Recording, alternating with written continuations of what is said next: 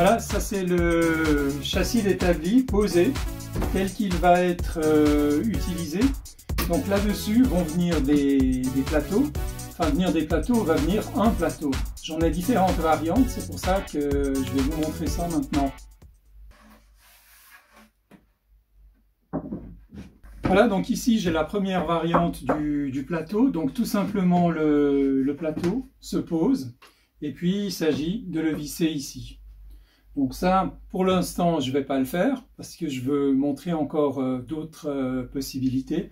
Mais ça, c'est une des formes de plateau. C'est la forme la plus simple, l'établi le plus simple.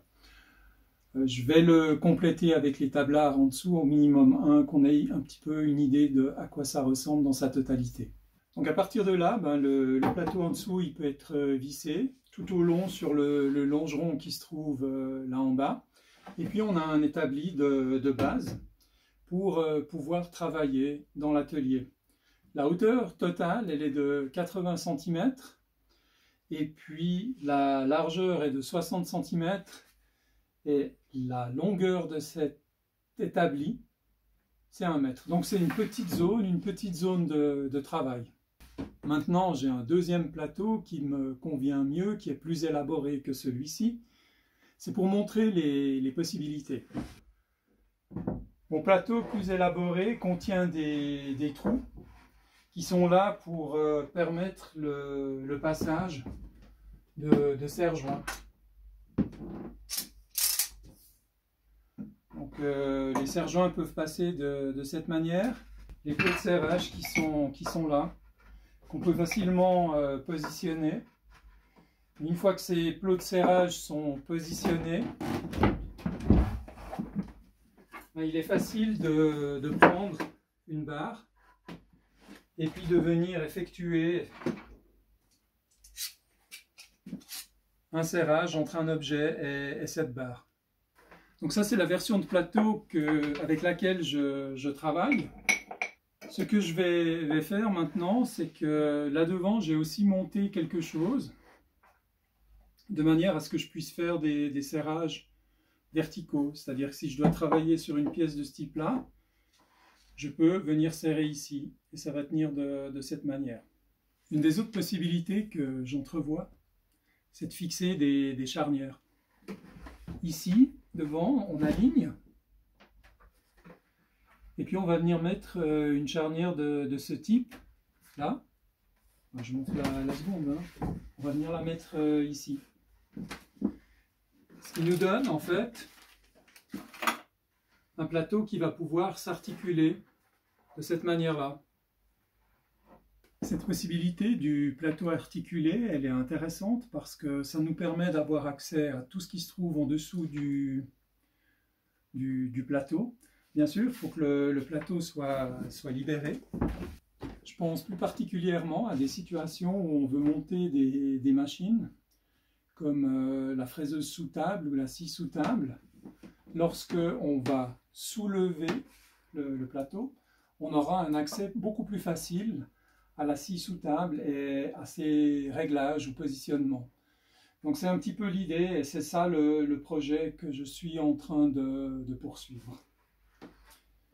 C'est notamment pour cette raison que ici de ce côté, j'ai prolongé un petit peu cette partie-là pour pouvoir avoir aussi, on le verra plus tard, mais des charnières intermédiaires. Parce qu'on pourrait très bien imaginer que ici, ça se lève que par la moitié.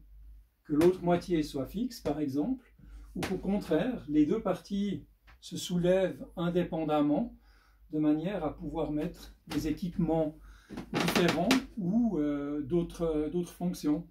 Donc ça, c'est un design que j'ai vu avec des plateaux qui se soulevaient en une pièce. Puis je me suis dit, peut-être qu'en 2 pièces, c'est intéressant à voir.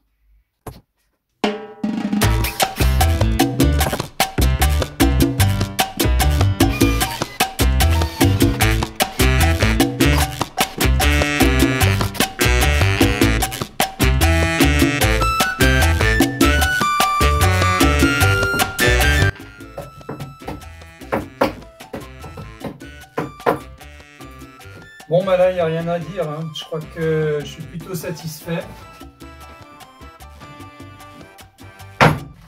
Bon, ben là j'ai des roues, parce que je vais en faire un établi mobile en fait. Donc j'ai des roues qui font 75-75 cm de haut et je vais les insérer. Et pour ça, je vais tourner le meuble et les positionner.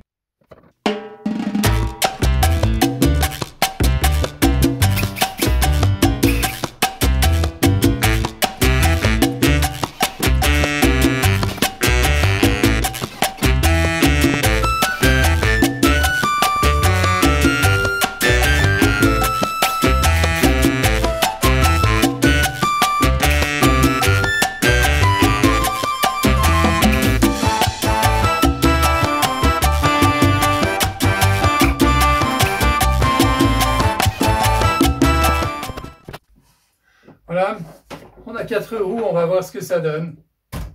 La première chose, c'est que je voulais que ce soit à la hauteur pour moi. Donc c'est à ma hauteur de taille. Vous voyez que ça prend exactement la taille de ma jaquette. Bon, bah là, il n'y a rien à dire, hein. Je crois que je suis plutôt satisfait.